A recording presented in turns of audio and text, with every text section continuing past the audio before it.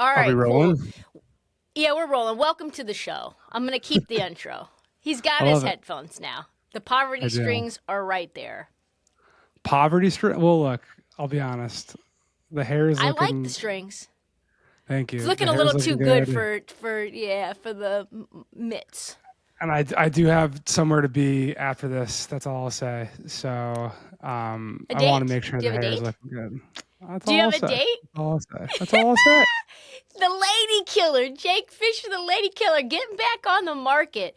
Speaking of the market, though, Yes, great segue. all eyes are on what the Giannis market looks like. I think that's probably the number one story that we're all sort of like on bated breath about. Obviously, the way that the season ended with Milwaukee and Damian Lillard tearing his Achilles wasn't great. Getting bounced by Indiana again wasn't great. Now we're getting more people, even just today, saying that San Antonio is bracing to make an offer, and now there's a short list. What to you is like a real thing and what is not real? I mean, we're waiting to get definitive word out of Milwaukee, out of Giannis's camp, if you will, that he like definitively is requesting out. Until that happens, the Bucks, to my understanding, don't have any interest in entertaining any of this stuff. We've seen them for years now dismantling and putting back together, recombobulating the carcass of a championship team from 2021. You know, they first send out Drew Holiday in exchange for Damian Lillard. Chris Middleton never gets back to the health and the consistency where he was, you know, the real primary half-court scorer creator guy for the Bucks on those teams. There was a couple. It's hard to keep the years straight now in the post-pandemic world, but there were a couple runs against Boston in between there where Middleton was like clearly the most effective half-court guy for that Bucks team in the playoffs, right? Definitely. But just never came to form again with this latest string of injury stuff. Really nice guy, like tough guy to part with from your organization. But they did that. They pulled the Band-Aid off. They flipped him for Kuzma. And now What you a are kind of disaster looking. that was. Yeah, now you That are was a kind of looking at a disaster. bare bones thing. Like the only guys on the roster under contract moving forward of significant consequence, to my understand, or last time I looked, Giannis, Dame, Kuzma, and then Pat Connaughton's got like a $9.5 million player option that he's almost certainly going to pick up. So what are you really left with? Like, how are you gonna turn that, you know, house of cards into like a palace for King Giannis to rule forever? So because of the bare bonesness of the situation, because the Kuzma trade didn't work out, that's why everyone's expecting Giannis will finally say, hey, I want out. Also, because he's teased it to the New York Times and his brother's podcast and whoever for a couple years now. So it seems like more likely than ever before, but it's still early. It's only May 5th. Happy Cinco de Mayo to you. And Happy Cinco we'll de see where it Mayo. goes. And I think also it's important to note that they don't really have other ways of stockpiling players other than trying to go out and operate on the fringes because they've traded all their draft picks away for the two guards that they, you know, one won a championship with Drew Holiday and the Pelicans, and then traded a bunch more to Portland for Damian Lillard. So to me, it feels like it's more inevitable that he would want to leave. But you think even with the bare bones that Milwaukee doesn't really care if they have Giannis and they have a bare bones team that's not very good, that's good enough for them. I think so. I mean, they have wanted to tweak things on the edges and turn the paper a little bit for as long as they could. So I don't really see that changing. I mean, it's so early. Like we could get to, we're a week out from, I mean, this weekend, a lot of NBA personnel are going to first get to Chicago. Then like come Monday, there's going to be everyone in town for the NBA draft combine. And that's when first the lottery happens on Monday, which will set the tone for the top of the draft order, right? Which will be, you know, monumental for whoever gets the number one pick. But then down the board, all these everyone's sitting in the stands of Wintrust Arena, and you're whispering to your buddies, and you're going out for drinks and whatever, and like, come the end of the week, Milwaukee might just decide, we're doing this on our own. Like that could be the course. We're still in a little bit of a preliminary, what's the early chatter, what's the early conversation, then the market, to go back to your nice segue from my personal life to my work life, is that the market will start to take shape next week because all the shoppers and the sellers are going to be coming together. So it's also, I'm going to write about this probably sometime this week. We're going to put it out. It's also an interesting summer where there truly, as of right now, is only one team with cap space, which is like pretty typically a hyperbole to say that. Oh, there's only one team that's got space. Well, it's literally only one team right now has actual cap space, not just max cap space, and that's Brooklyn. So because of that, I think we're going to see a lot of teams active on the phones to make trades anyway, which could also further embolden Milwaukee to be like, okay, Kevin Durant's on the block in Phoenix, and there's going to be someone else who emerges and becomes available somewhere else. We're hearing what these types of packages could potentially be netting for those guys. Well, what about Giannis? Like, I that's kind of, I think, the flow of how this all will unfold. And obviously, Damian Lillard getting injured is one of a million reasons that it didn't work out. From your reporting, did Dame and Giannis ever find their personal chemistry flow? Because I think when the trade was made, it was like, oh, this is going to be a pick and roll machine. And it's like, well, Giannis doesn't really want to set 40 screens a game. That's not really Giannis' style. He kind of wants to operate like Damian Lillard. Ball in his hands, getting downhill, dribble, cross, step back three. That's like Giannis's sort of, that's what he would love to be in an ideal world. Who doesn't? And from what who doesn't want to be that? That's what we all want to be. And from what I have heard from other people is just like Dame and Giannis didn't really love the working relationship. I just think they never, clearly the proof's in the results, and they had so many up and down injury things over the last 2 years. I just don't think they ever really found it. And I don't think there's enough to write a story about Giannis and Dame, the chemistry wasn't there. I just think it wasn't there. Like, they didn't really ever find it. And it's tough, particularly when you have, like, go back to Harden and Embiid in Philadelphia. When you just have two guys together, there is this pressure of like, you need to work off of each other. Like, even in Cleveland with LeBron and Kyrie, like, there was so much attention about like, what can they do with pick and roll between those guys? And you can invert the pick. Like, there's so much almost like fetishization of, can these two all-stars work together, literally, not just on the same team, but in a same like system and play design. And ideally, yeah, like Dame is one of the best creators at the top of the key with a high screen in the game, potentially ever, top 75 player.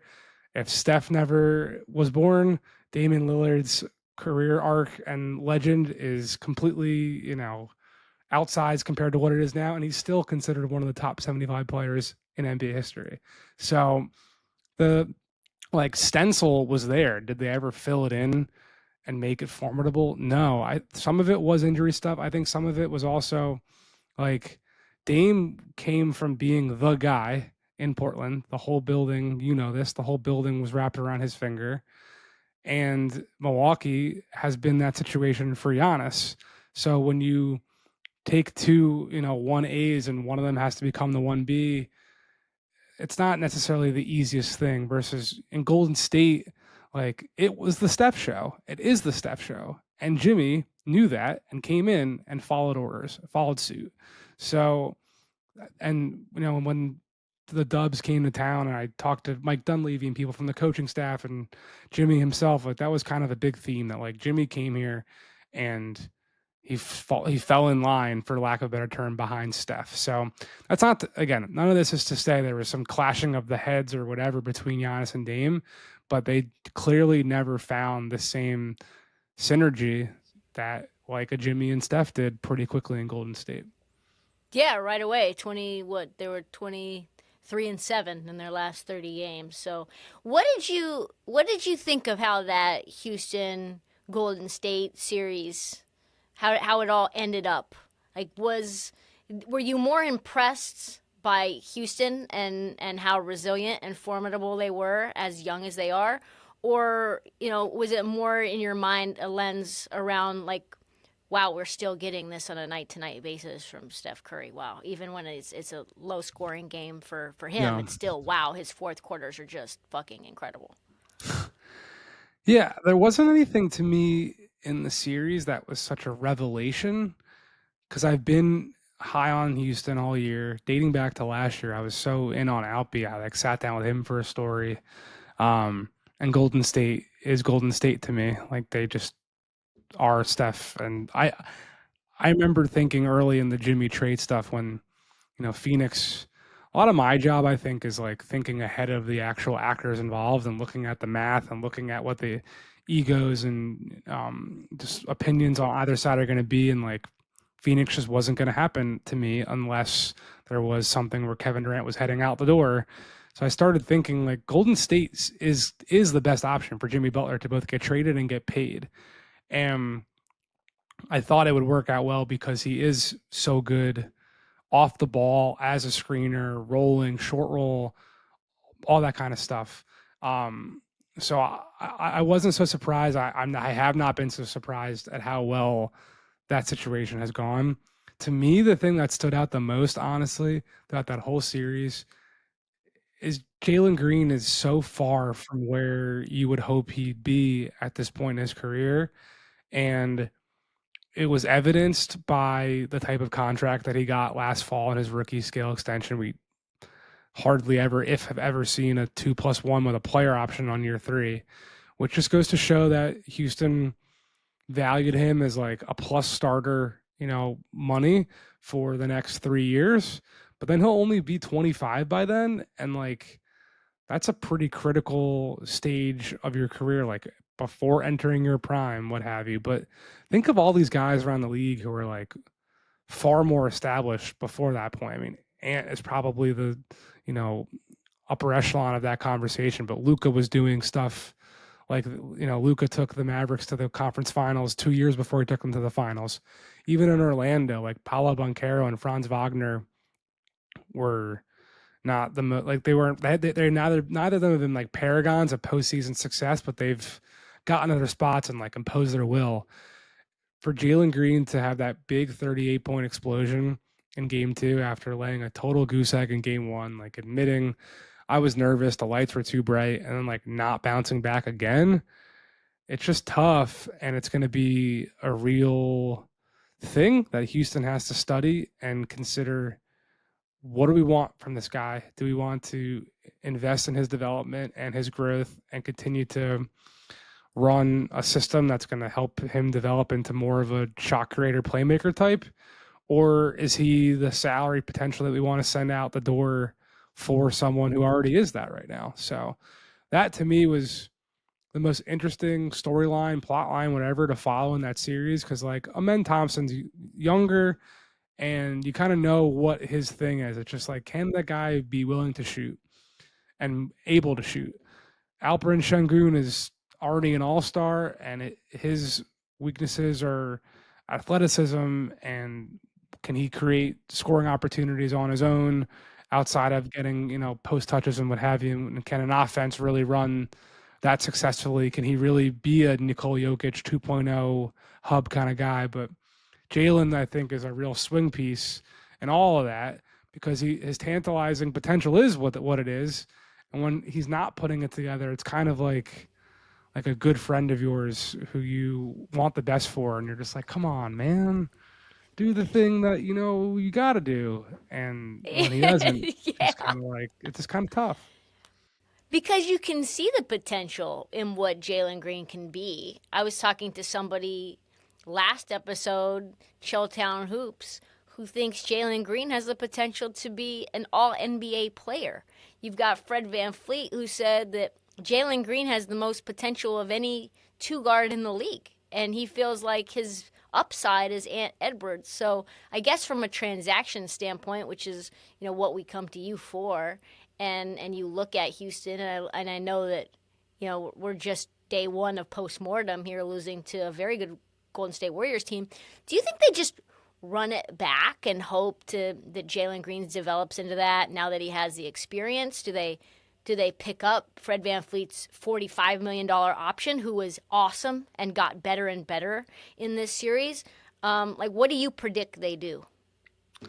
I do think, and we wrote about this today on the Stein line at markstein.com. Come subscribe if you're not already there.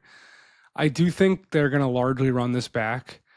The Rockets have been preaching patience all season long, telling other teams that they are not going to do anything rash. They're not going to expedite their timeline. All these young guys we're talking about are 21 to 23 years old. They're still 3 to 4 years away from their prime. They don't want to do anything like trading for a 36-year-old Kevin Durant and giving him a massive extension that, really clogs up their books.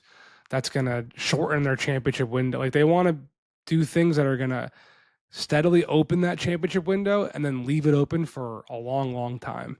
They want to be as close to Oklahoma City as what Oklahoma City is currently projecting as. So I don't think as of now they're going to be paying an arm and a leg in their house and everything to go get Giannis. Then again, their series just ended, and who's to say what they will decide. But for now, I think this group will largely look the same. I do think that, there's been a lot of buzz, I would say, about Fred and Houston figuring out the option and signing a new deal since the deadline. It seems like a very mutual situation that both sides are kind of locked in on him continuing to be this veteran mentor guy there. So I'm not expecting a big change there. The one question I really have right now that I think is just easy to look at is Steven Adams was terrific in that series, and there really isn't a big free agent market right now. Miles Turner might be, in general, the best free agent on the board. And if he goes back to Indiana, is Steven Adams the best center on the market? And every single team that has the full mid-level, which is going to be around $14 million, which is a little bit north of what he made this year, is he going to be like the belle of the ball and have a starting opportunity somewhere else? Will he want to stay? I don't know. But Steven Adams was so damn good in this series, and also really good with Alpe. So now are the Rockets going to be looking? Are we doing a 2 big man lineup kind of thing in OKC? I think they were plus 20.6 with those two guys together. So yeah, it'll be interesting.